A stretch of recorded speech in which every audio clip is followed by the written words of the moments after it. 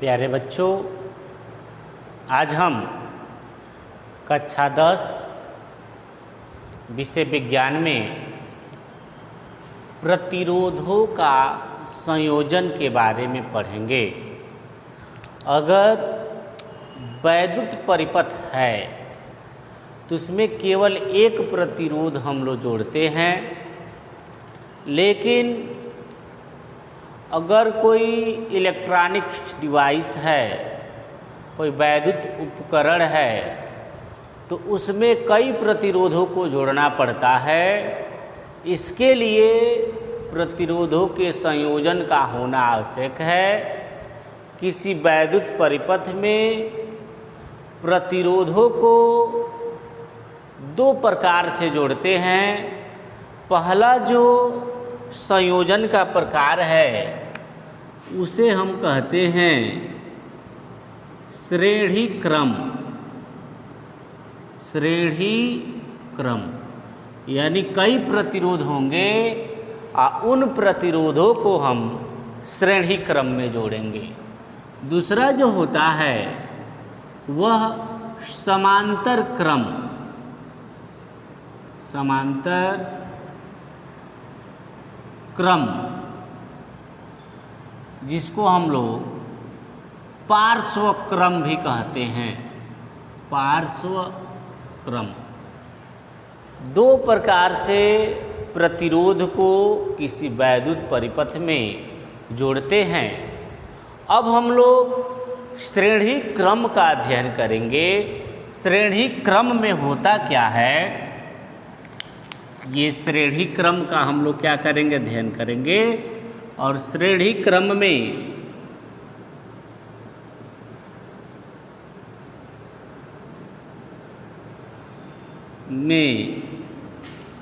प्रतिरोध का संयोजन,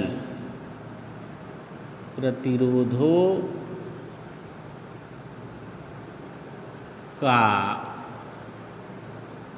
संयोजन।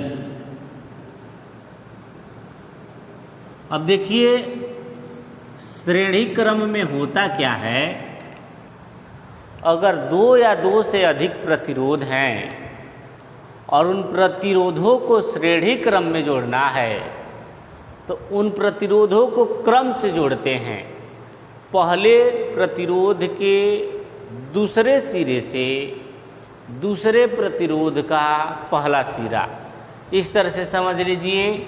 अगर ये पहला प्रतिरोध है जिसको हम लोग R1 कह रहे हैं, आपको पता होगा R1 मतलब R मतलब प्रतिरोध का प्रतीक है। और किसी वैद्युत परिपथ में अगर प्रतिरोध है तो उसको इस तरह से सिंबल से हम लोग डिनोट करते हैं।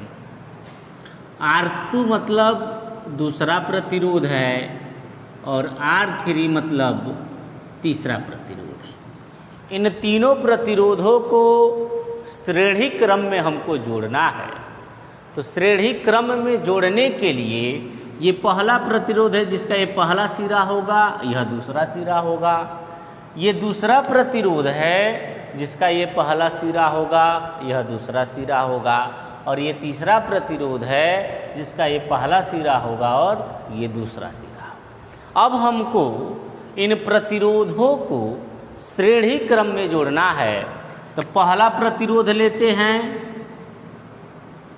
और उस प्रतिरोध के दूसरे सिरे से दूसरे प्रतिरोध का पहला सिरा जोड़ देते हैं। ये R2 हो गया।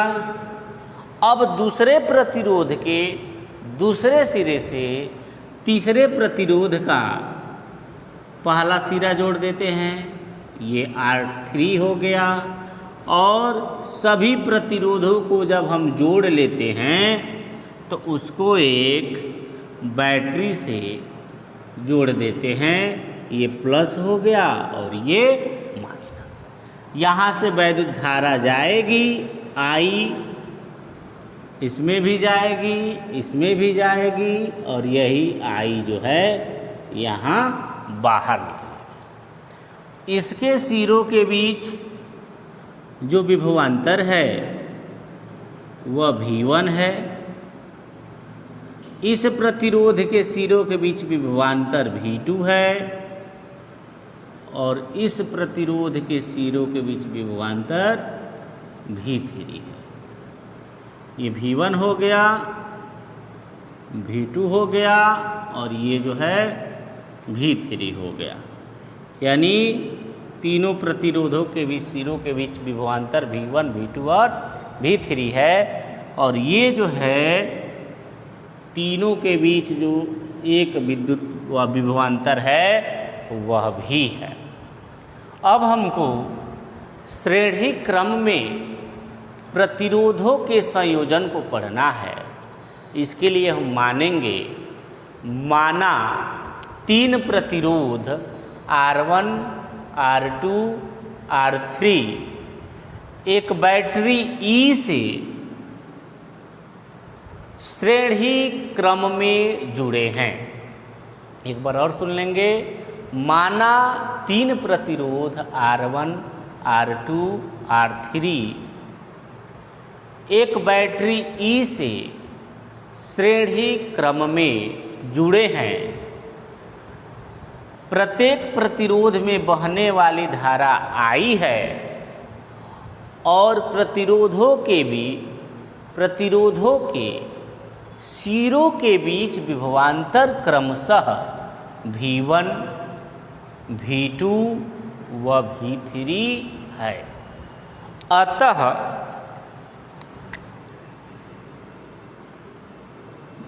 ओम के नियम से V1 जो होगा I इंटू R1 के बराबर होगा।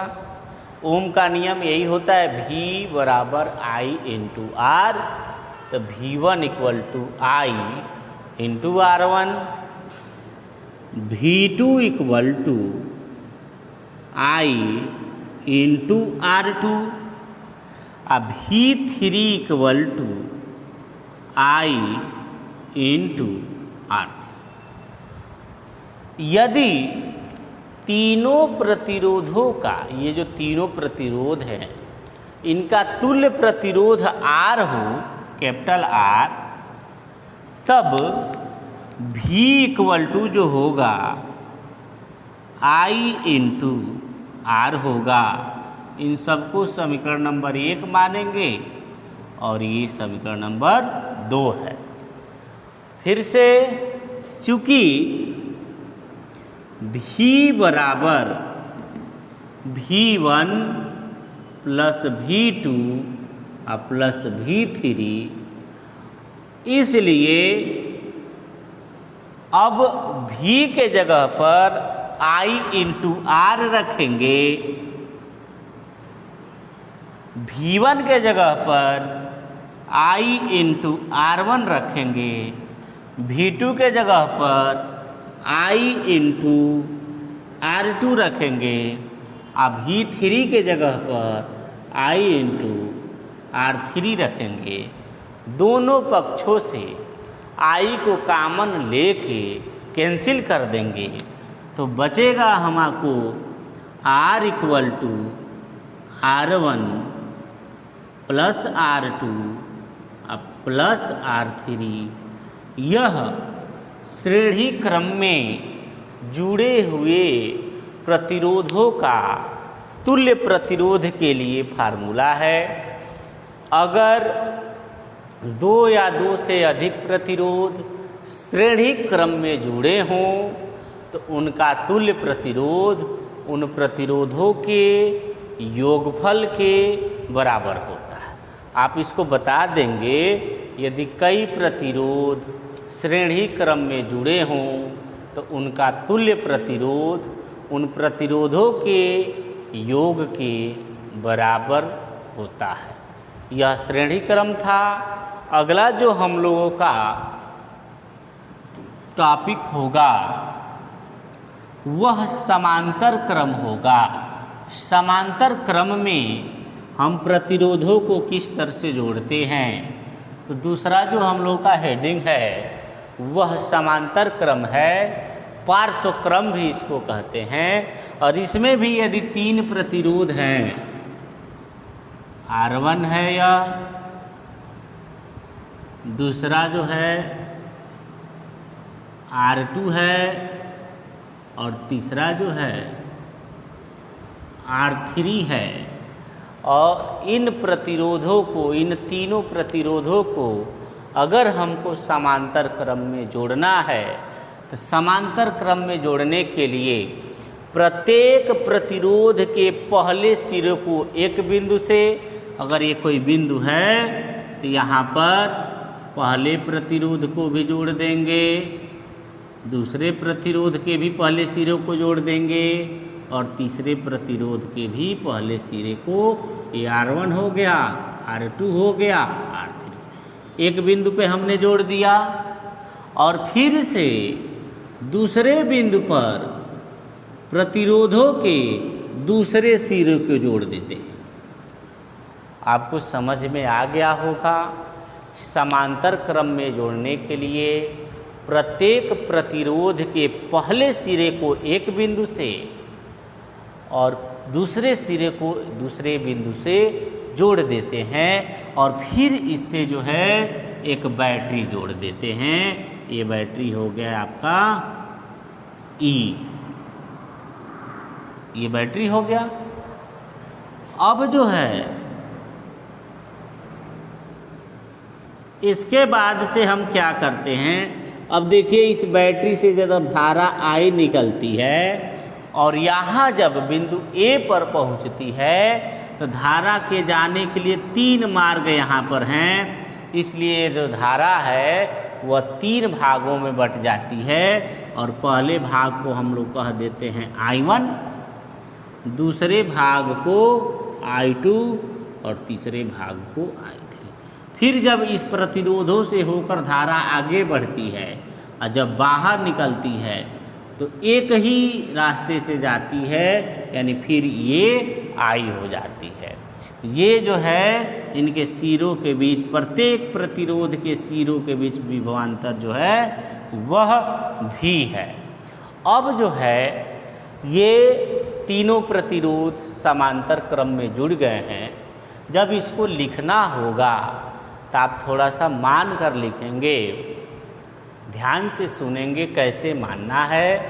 माना 3 प्रतिरोध R1, R2, R3 एक बैटरी E से समांतर क्रम में जुड़े हैं। इन प्रतिरोध में बहने वाली धाराएं क्रमशः I1, I2, I3 हैं। अतः ओम के नियम से, अतः मानने के बाद, अतः ओम के नियम से ये हो जाएगा V I1 बराबर V बटे R1,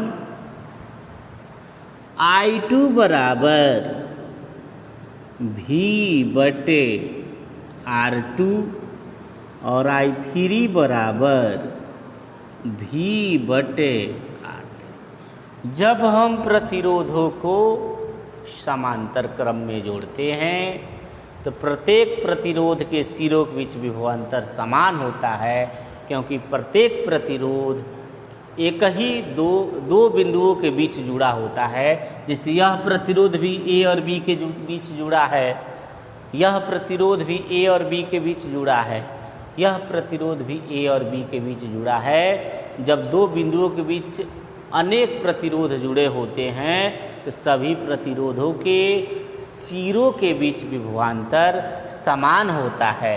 इसलिए I1 बराबर V बटे R1, I2 बराबर भी V बटे R2 और I3 बराबर भी V बटे R3।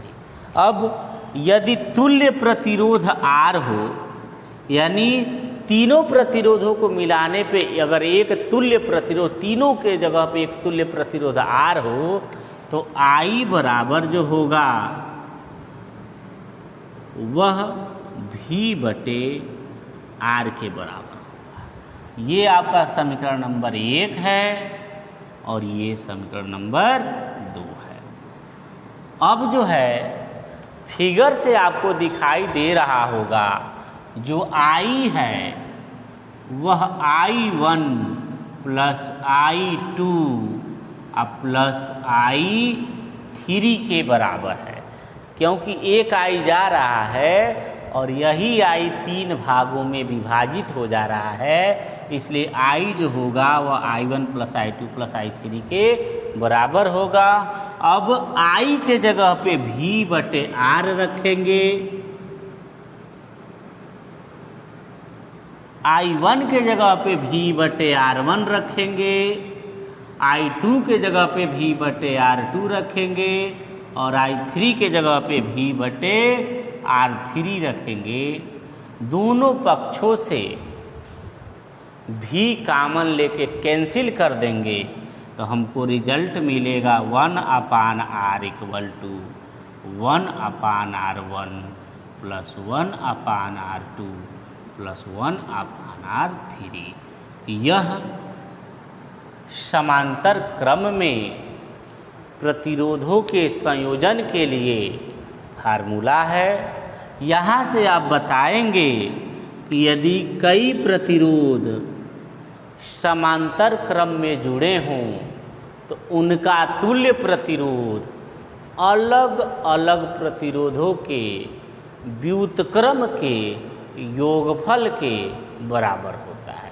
1/R जो है 1/R1 यानी R1 का व्युत्क्रम 1/R1 प्लस R2 का व्युत्क्रम 1/R2 प्लस R3 का व्युत्क्रम 1/R3 यानी अलग अलग प्रतिरोधों के व्युत्क्रमों के योगफल के बराबर।